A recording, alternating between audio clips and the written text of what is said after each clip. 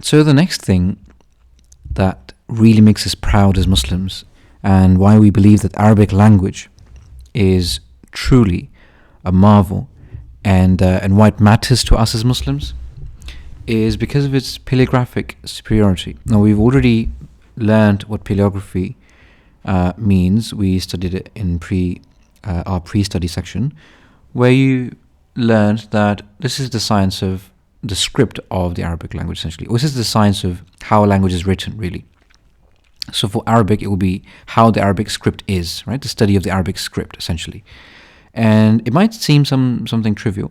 However, it is of utmost importance that we pay attention to how the Arabic script works.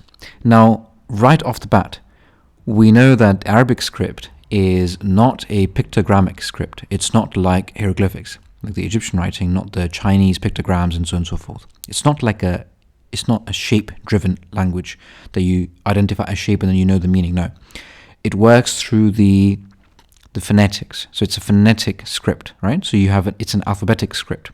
You have alphabets. Now that already makes it a superior script, and it is one of the few languages that started off this tradition in the world, in the history of our human race. The idea of writing with the alphabets, right? Just making so phonetic scripts are superior to non-phonetic scripts, pictogrammic scripts. Okay. Something that takes it further is the fact that it's about 28 or 29 letters, alphabets. However, half of them look exactly the same as the other. Ayn and Ghayn, there's no difference between the two apart from the dot. The ba, ta and tha have no difference between themselves apart from the dots, right? The jim, the ha and the kha have no difference between themselves apart from the dots that differentiate them, right? And of course these dots were added later for the ease of the non-Arab audience that were entering into Islam, the Muslims and so on and so forth. And those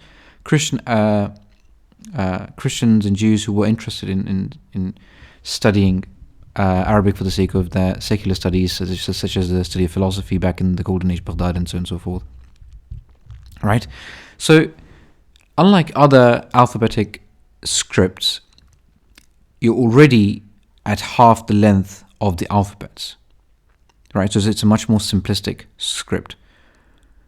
And then, when you do want to write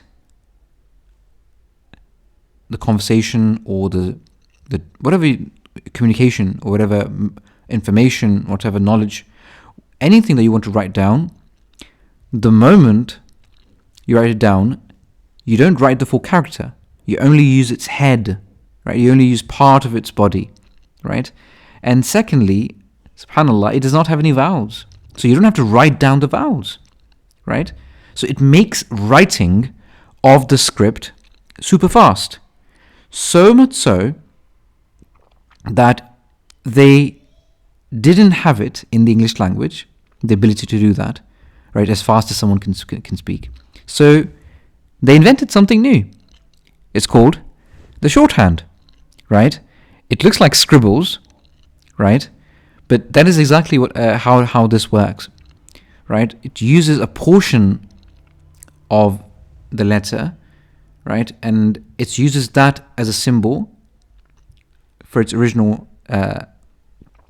alphabet, and then it combines itself with other letters, and then of course those letters have other symbols. So this might not look like English to you. I mean, if anything, this might look like some child's attempt at writing Arabic, right? So this is called shorthand, right? The English language, the English script, the Latin script, so to speak, is deficient in the sense that it had to develop another form of script to make that work, right?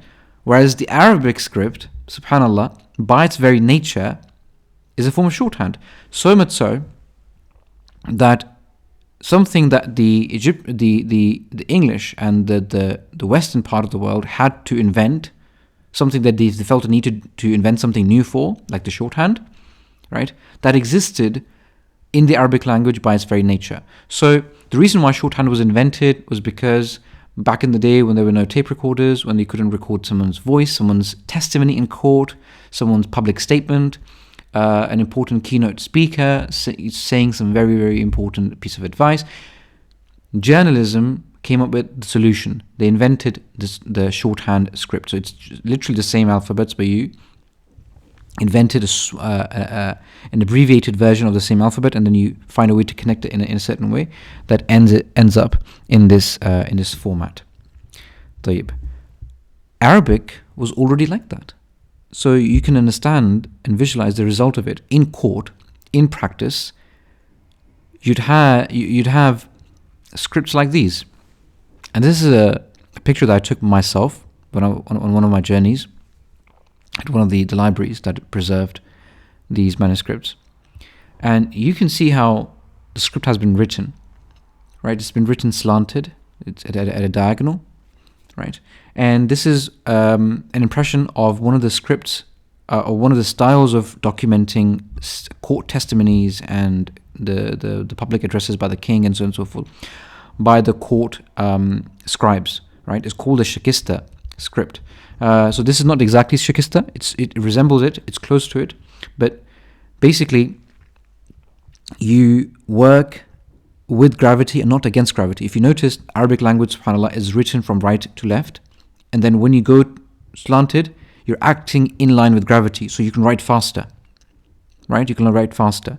And Arabic already credits you with the ability to write in shorthand, because the script, it functions like shorthand, right? So you can write in real time. You can practically write as fast as a speaker is speaking. And I've seen this with my own eyes in our hadith classes. Students were writing the words of the Shaykh word for word in Arabic without a single mistake, right? And they would tally up for the human error here and there after the class and correct the little 5 or 6% that they could that they missed or they couldn't write correctly and so forth.